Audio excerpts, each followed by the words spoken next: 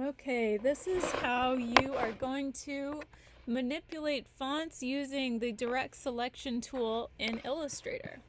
So first we need to start by typing something. So I'm just going to do my name here. I can double click and that should start my text box, but I'm going to want it to be much bigger, so I'm just going to change the size. I think I'll change it to like 100. And I can choose a font. For this, I'm going to try to keep it pretty simple. Um, Something simple. Maybe I'll do Arial Black. That should be good. And I'm going to say Miss Shay. Perfect. Now I need to select that with the selection tool. And maybe I'll move it down just a little bit. And what I need to do now so that I can change each individual letter is I'm going to go to Type, and I am going to click on Create Outlines. So now what this just did is it turned all of these into separate shapes so I can make changes to them separately. The first thing though that I'm going to need to do is ungroup them. Once they're ungrouped, I can grab the A, I can grab the E, and I can like do all types of different stuff with them. So this is me just using the selection tool at this point. I can just do a little experiment with things if I want to. Just changing the size, see what works. That looks kind of weird, but it's okay. We'll make this a little bigger.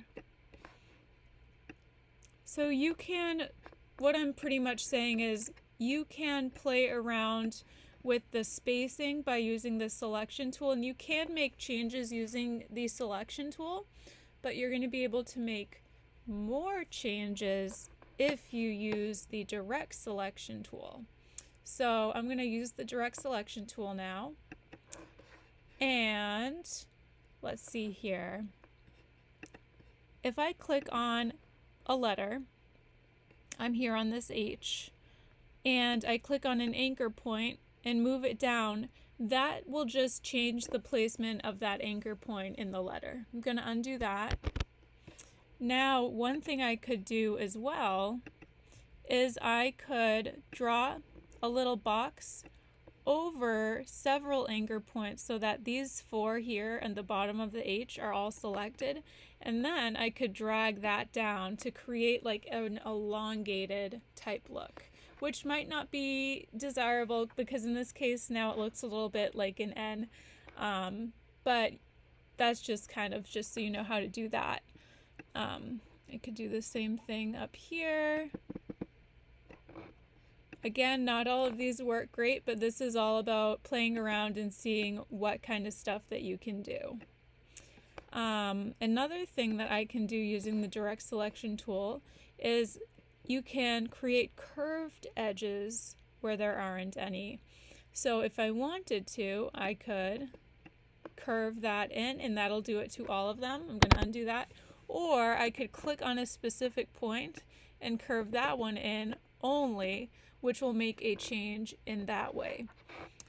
So what I would recommend doing first is seeing the nice changes that you can make using the selection tool and just how you can organize letters to convey a certain look.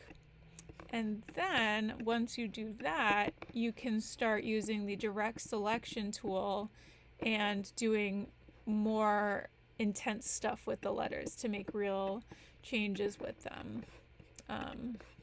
So yeah, just gonna see what happens if I move these. I have to remember to click on the anchor point first before I move it, and hopefully I can do some interesting stuff here. This is kind of also like the pathway to creating your own fonts, is knowing how to take what exists and manipulate it and do something a little bit different